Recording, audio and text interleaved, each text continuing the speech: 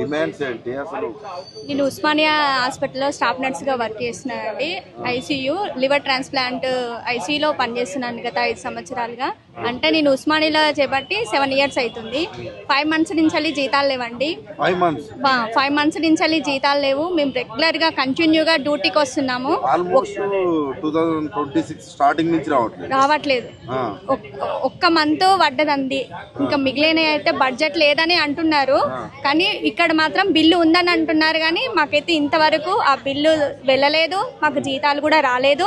మేము డ్యూటీకి కూడా కష్టపడి అతి కష్టం మీద మేము డ్యూటీకి వస్తున్నాము. చేతిలో డబ్బులు లేకున్నా కానీ, మా ఇంట్లో ఆర్థిక పరిస్థితి బాగా లేకపోయినా కానీ మేము డ్యూటీ చేస్తున్నాము. ఇంట్లో ఫ్యామిలీ కూడా ఆరోగ్యంగా, ఎవరు మా ఫ్యామిలీలో ఆరోగ్యంగా లేరండి. వాళ్ళు ఉస్మానియా అంటే చాలా పెద్దది, హైదరాబాద్ కి గుండెకాయలు అంటే అందరూ కూడా అక్కడికి వస్తూ ఉంటారు. మీలాంటి వాళ్ళ పరిస్థితి ఇట్లా చేస్తే అసలు ఎట్లా, అసలు మీ ఇల్లు ఎట్లా గడుస్తుంది? మీరు ఎట్లా వస్తున్నారు? స్కూల్ ఫీజులు ఉంటాయి, ఇప్పుడు స్టార్ట్ అవుతున్నాయి, ఇవన్నీ ఎట్లా గడుస్తుంది? మేము రెంట్గా ఉంటామండి. రెంట్ వాళ్ళు కూడా మీరు ఏమంటారు సార్, శాలరీ లేకపోతే మీరు వెళ్ళిపోండి అనేసి వాళ్ళు కూడా అంటున్నారు. మా దగ్గర బడ్జెట్ కూడా ఏం లేదు. మా ఆయన ఈరోజు చేసే కానీ రేపు వెళ్ళని పరిస్థితి మాది. మేము అలాంటి కండిషన్లో డ్యూటీ చేస్తున్నాం. పేరుకు పెద్ద ఆసుపత్రి, ఇంత పెద్ద ఆసుపత్రిలో మేము డ్యూటీ చేస్తున్నాం అంటేనే మహా ఎక్కువ అండి. మా డిమాండ్ ఏంటంటే మెయిన్గా మాకు రెగ్యులర్గా జాబ్స్ రావాలి, మాకు కంటిన్యూగా జీతాలు వేయాలి, ప్రభుత్వమే నేరుగా వేయాలి, సమాన వేతనానికి సమాన వేతనం ఇవ్వాలి. ఇది మా డిమాండ్స్. వేతనం ఇవ్వాలి అంతే. ఎట్లా మరి కుటుంబం ఎట్లా గడుస్తుంది? 5 నెలల నుంచి జీతం లేదు, ఎట్లా గడుపుతున్నారు? ఒక రోజు తిండి లేక, ఒక రోజు తిండి ఉండి అట్లా గడుపుకుంటున్నాం. అది బంద్ చేస్తే మళ్ళీ ఉస్మానియా ఘోరం. ఇలాంటి వాళ్ళకే జీతాలు ఇస్తలేరు 5 నెలల నుంచి మాకు జీతాలు లేవు.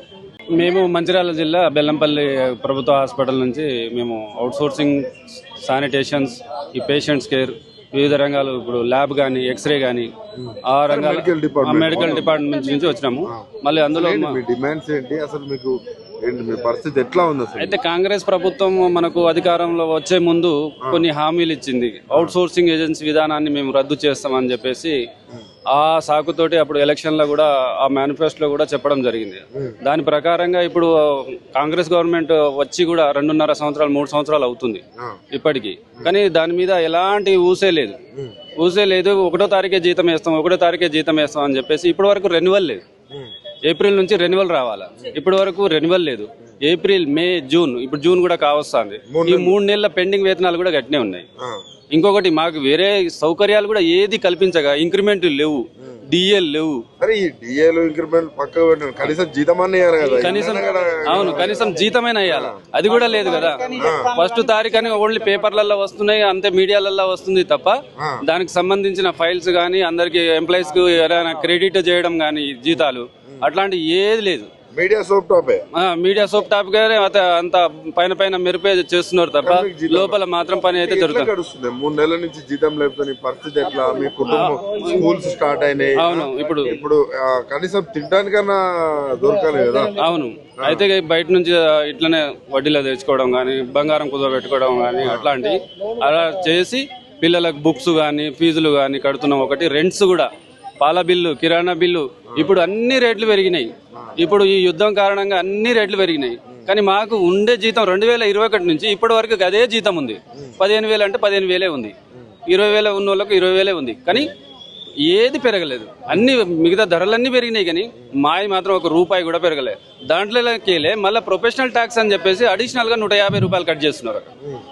20,000 జీతం ఉన్నవానికి 200, మా 20,000 లోపు ఉన్న వాళ్ళకు ₹150 ప్రొఫెషనల్ ట్యాక్స్ ట్యాక్సీలు. దాంట్లోనే మళ్ళీ 18% GST కట్ అవుతుంది. ఏజెన్సీ కమిషన్ వచ్చేసి 3 నుంచి 5% ఏజెన్సీ కమిషన్ పోతుంది. మళ్ళీ ఏజెన్సీ వాడు కూడా చక్కగా PF కడతలేడు, ESI కడతలేడు. దాంట్లోకి వెళ్ళే కమిషన్ ఇంకా దొబ్బుతాండి ఆయన. శానిటేషన్ వాళ్ళదే యాక్చువల్లీ 15,600, కానీ 15,600 అయితే దాంట్లో కటింగ్ బోను, PF ESI కటింగ్ బోను కూడా దాదాపు 13,000 చిల్లర చేతికి రావాలి. కానీ ప్రజాప్రభుత్వం అన్నారు, రేవంత్ రెడ్డి ఇంటికి పోయారు, కలవపోయారు, లేకపోతే స్థానం మంత్రిని దామోదర్ నరసింహ అది కూడా ఈ చైతన్యం వస్తే మన ఉద్యోగాలలో చైతన్యం వచ్చినప్పుడు అది కూడా ఖచ్చితంగా జరుగుతుంది. తెలంగాణ అప్పుడు అందరం కలిసి పోరాటం చేసినాం. మేము మా అవుట్ సోర్సింగ్ వాళ్ళు కూడా కలిసి పోరాటం ఇది ధర్నా గానీ ఏది గానీ అన్ని కలిసే చేసిన చేయాల్సిన అవసరం ఉంది అయితే. ఉంది.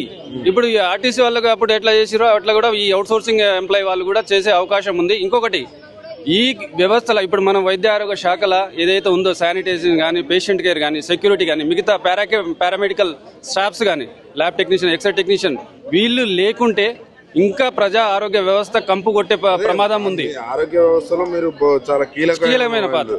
కాబట్టి మీకు జీతాలు కట్ చేస్తే మీకు జీతాలు లేకపోతే చాలా ఇబ్బంది అవుతుంది. ఇప్పుడు ఇబ్బంది అవుతుందనే ఇంత దూరం రావాల్సి వచ్చింది. మేము ఎక్కడో సిర్పూర్ నుండి వచ్చినాం, అటు కోసా బార్డర్ హైదరాబాద్కి వచ్చినాం. నైట్ మేము భాగ్యనగర్కి ఎక్కితే ఇప్పుడు దిగినాం, ఇప్పుడు అందుకున్నాం.